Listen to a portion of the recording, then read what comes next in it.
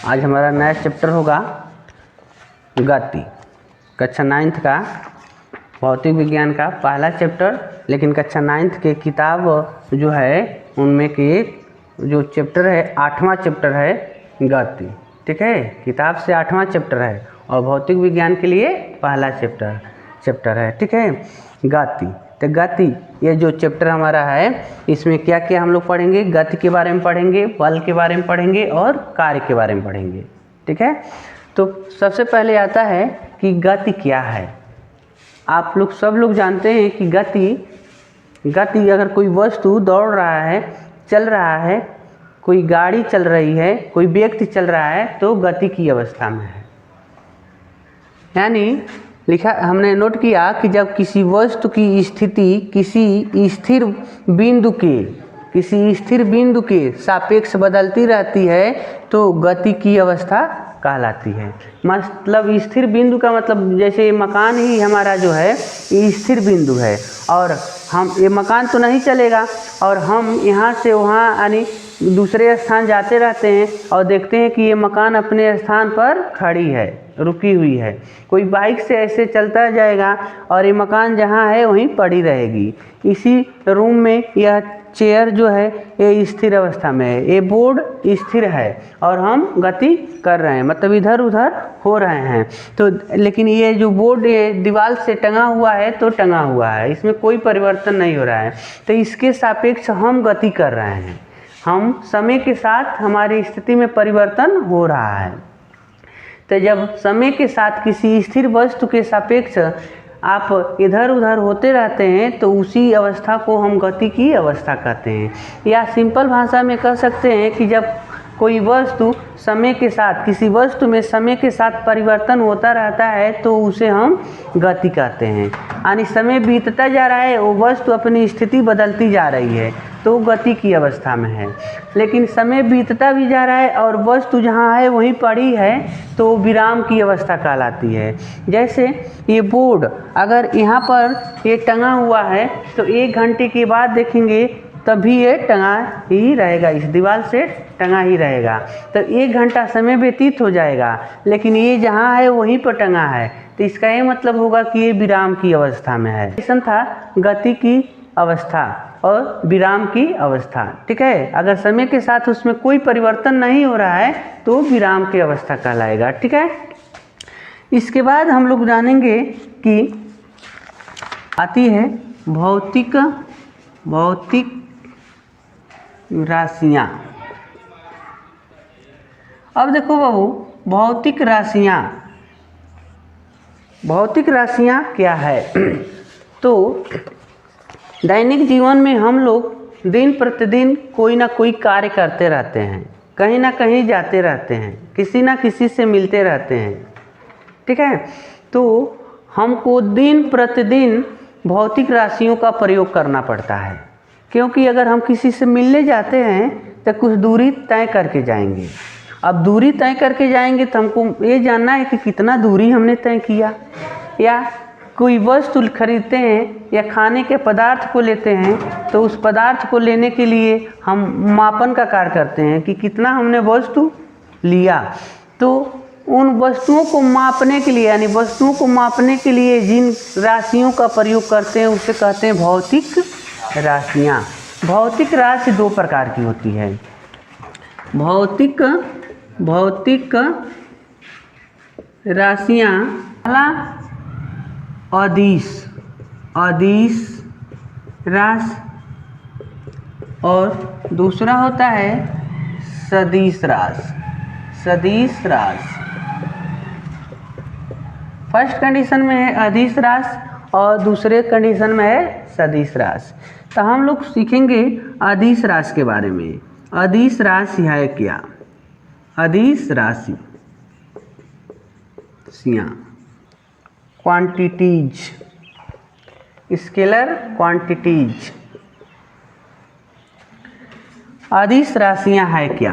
अब देखो, अदिश राशियाँ जिसके नाम से ही पता चल रहा है दिश माने दिशा, जिसके आगे लगा दिया गया तो उसका निगेटिव हो जाएगा, जिसमें दिशा न हो। ऐसी राशियाँ जिसमें दिशा न हो दिशा से हमको कोई लेना देना ना हो, हम काम अपना करते जाएं और दिशा से कोई मतलब ना हो। तो इस प्रकार की राशियों को हम कहते हैं अदिश राशियाँ। यानी ऐसी भौतिक राशियाँ, ऐसी राशि अदिश राशि कहते हैं, अदिश राशि कहते हैं। कह रहा कि ऐसी भौतिक राशियाँ जिनको व्यक्त करने के लिए हमको केवल परिमाण की ज़रूरत होती है, व्यक्त करने के लिए केवल परिमाण की ज़रूरत होती है, दिशा की ज़रूरत नहीं होती है, उन भौतिक राशियों को हम अदिश राशियाँ कहते हैं। अब कहेंगे कि इसका क्या मतलब है कि केवल परिमाण की ज़रूरत हो और दिशा की ज़रूरत न हो। मतलब है जैसे कि बहुत सारी ऐसी राशियाँ हैं जिनकी ज़रूरत हमको दिखाने के लिए दिशा की, जैसे द्रव्यमान, दूरी, चाल। अब देखो जैसे आ गया द्रव्यमान। अब मान लीजिए कि हम कोई वस्तु वजन से लेते हैं, जैसे खाद्य पदार्थ हम चावल दाल आदि का लेते हैं, वजन कराते हैं, तो हम किलो के अनुमान यानी किलो से लेते हैं कि 1 किलो 2 किलो 10 किलो 50 किलो ऐसे करके ले लेंगे। तो वो किलो से वो मापन कर देगा कि 2 किलो हम आपको दाल या चावल आटा आज दे दिए। तो उस किस दिशा में वो वजन करने का काम किया, इससे कोई मतलब नहीं है, दिशा उसमें नहीं चाहिए। ठीक है। तो ये जो द्रव्यमान होता है, केवल हमको द्रव्यमान चाहिए, इतना किलो का यानी ये वस्तु हमको दे दो। सब्जी लेते हैं तो किलो से मापते हैं, तो उसमें हमको द्रव्यमान लेना होता है, केजी के अनुसार लेते हैं। दूरी, आप दूरी चलते हैं तो दूरी कभी कभी ऐसा होता है कि हमारा जिस दिशा में कार्य होता है उधर जाते हैं, उधर नहीं भी जाते हैं। लेकिन आप दिन भर दूरी तो चले, कहीं गए आपका काम नहीं हुआ फिर भी दूरी तय किए, या जिधर काम था उधर गए भी नहीं किए लेकिन फिर भी दूरी तय किए, तो उसमें आप दूरी में दिशा से कोई मतलब नहीं होता है। किसी भी दिशा में जाते हो दूरी आपको तय करना ही है। ताप, बहुत कोई मान लीजिए कि आप ईंधन जला रहे हो और उससे बहुत सारी ऊर्जाएं निकल रही हैं, बहुत गर्म ताप निकल रहा है, तापित हो रहा है वस्तु, तो वो किस दिशा में तापित हो रहा है इससे आपको पता नहीं चल पाता है। तो इसलिए यह क्या हो गई, कैसी राशि हो गई, ये अदिश राशियाँ होती हैं। जिसमें आपको दिशा का ज्ञान न हो वो अदिश राशियाँ होती हैं। तो इस प्रकार की राशियों को हम अदिश कहते हैं। इसके बाद आता है सदिश राशि, आप कह सकते हैं सदिश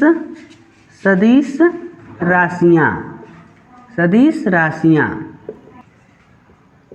वेक्टर क्वांटिटी।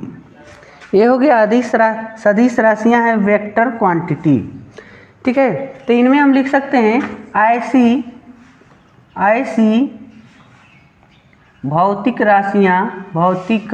सदिश राशियाँ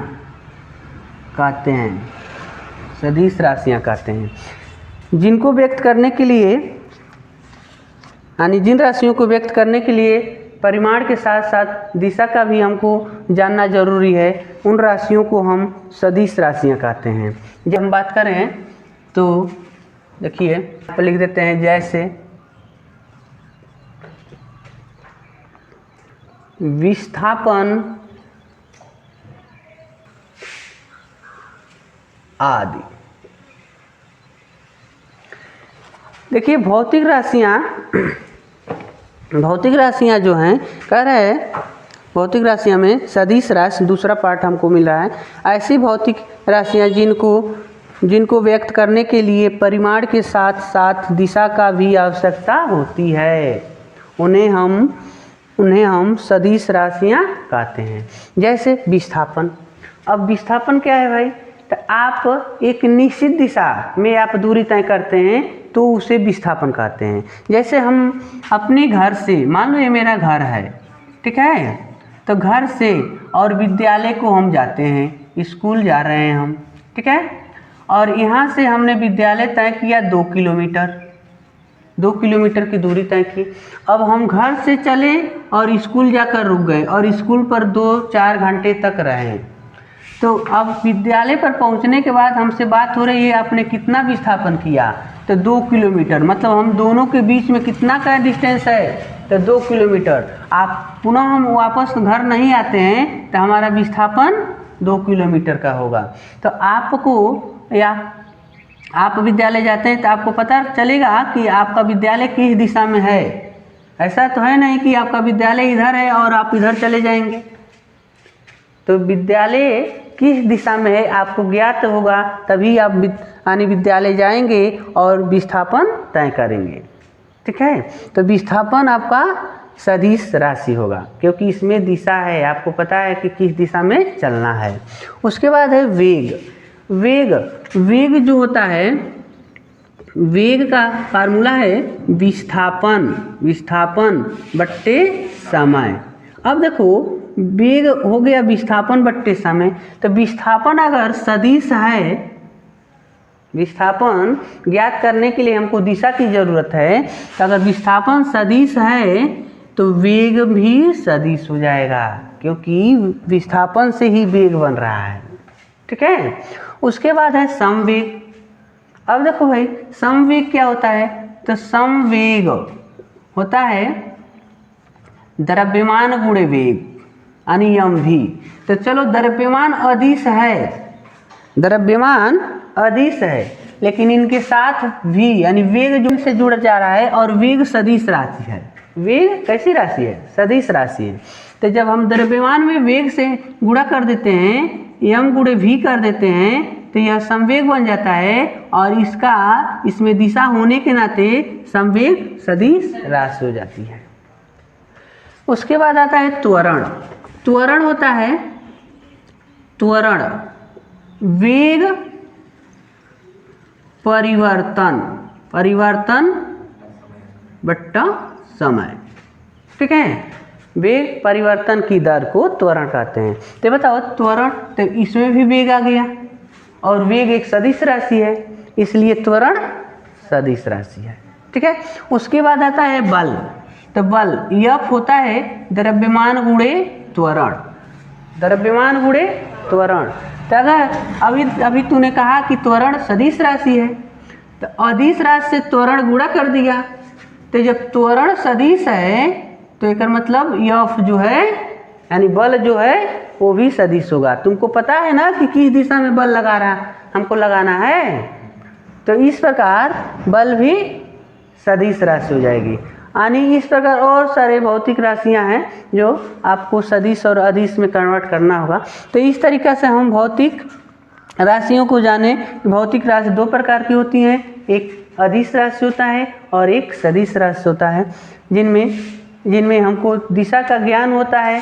जिस दिशा के साथ साथ परिमाण की भी आवश्यकता पड़ती है, उन्हें हम सदिश कहते हैं, और जिनमें केवल परिमाण की जरूरत होता है, दिशा की जरूरत नहीं होती है, उसे हम सदिश कहते हैं। इस प्रकार हमने भौतिक राशियों के प्रकार को जाना। अगर आपको ये वीडियो अच्छा लगा हो तो लाइक और सब्सक्राइब जरूर करिएगा।